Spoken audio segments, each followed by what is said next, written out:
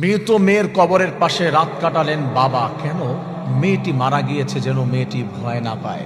সারা রাত মেয়েকে পাহারা দিয়েছে একটা বাবা। দেখা গিয়েছে একটা মেয়ে মারা গিয়েছে, কবর দেয়া হয়েছে, নতুন কবরের পাশে একটা বাবা শীতের দিনে শুয়ে রয়েছে। বাবাকে প্রশ্ন করা হয়েছে, বাবা আপনি কেন এখানে শুয়ে আছেন? ওই যে আমার মেয়ের কবর। কেন মেয়ের কবর? তা আপনি এখানে শুয়ে আছেন কেন? কবরের পাশে কি কেউ শোয়?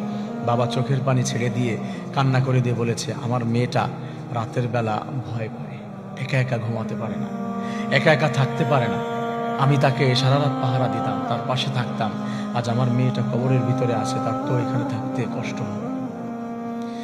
আমার প্রিয় ভাইয়েরা, দেখা গিয়েছে এমন একটি দৃশ্য, বাবা রাতের বেলা শীতের দিন মেয়ের কবরের পাশে শুয়ে আছে, যেন মেয়ে ভয় না পায়।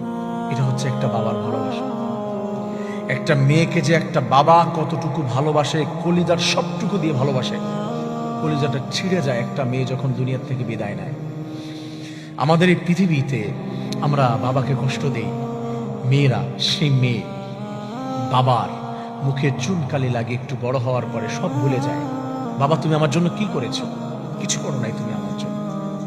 একটা বাবা তোমাকে পৃথিবীর মধ্যে জন্ম দিয়ে এনেছে, লালন পালন করে বড় করেছে, এর থেকে বড় আর কি হতে পারে? আর কি পাওয়া হতে পারে? একটা ছেলে বাবাকে ইনকাম করে খাওয়ায়, একটা মেয়ে তো ইনকাম করে খাওয়ায় না। তারপরে একটা মেয়ের প্রতি এত ভালোবাসা কেন, এত আদর কেন? মেয়েটা কলিজার টুকরা হয় কিসের জন্য? ভালোবাসা আল্লাহর পক্ষ থেকে তাকে ভালোবাসে, ইনকামের আশায় নয়। ভালোবাসা কলিজার সবটুকু দিয়ে একটা আশা রাখে যে আমার মেয়েকে লালন পালন করে বড় করব, আমার মেয়েকে সঠিক পাত্রস্থ করব। আমার মেয়ে আমার স্বপ্ন, আমার মেয়ে আমার মা, মা বলে ডাকে। মাকেও ভুলে যায় মেয়েকে পাওয়ার পরে। অনেক জায়গায় অবজেকশন, মাতে বলে মেয়েকে পেয়ে আমাকে ভুলে গিয়েছো। মেয়েকে মা বলে ডাকে। রাসূল করিম সাল্লাল্লাহু আলাইহি ওয়াসাল্লাম মা বলে ডাকতেন, হযরত ফাতেমাকে এত ভালোবাসতেন। সেই ভালোবাসার নিদর্শন আমরা দেখতে পেয়েছি বাংলাদেশের মাটিতে। মেয়ে যেন কষ্ট না পায়, ভয় না পায়, বাবা কবরের পাশে শুয়ে রয়েছে। কেন অ্যামেজিং! ভাবতে পারেন আপনি ভাবতে পারেন বিষয়টি কতটা ভালোবাসা থাকলে এই কাজটি করতে পারে। আমার প্রিয় ভাই বোনেরা, আমরা সে বাবাকে কষ্ট দিই, বাবাকে বুঝি না।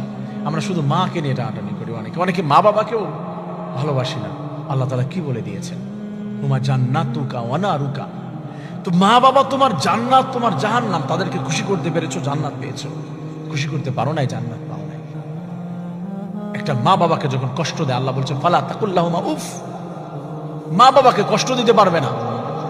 ফালা তাকুল্লাহুমা উফ, উফ শব্দ বলতে পারবে না। মা বাবা যেন উফ শব্দ বলতে না পারে, এই কাজ করা যাবে না। আল জান্নাতু তাহতা কদামিল উম্মাহাত, মা বাবার পায়ের নিচে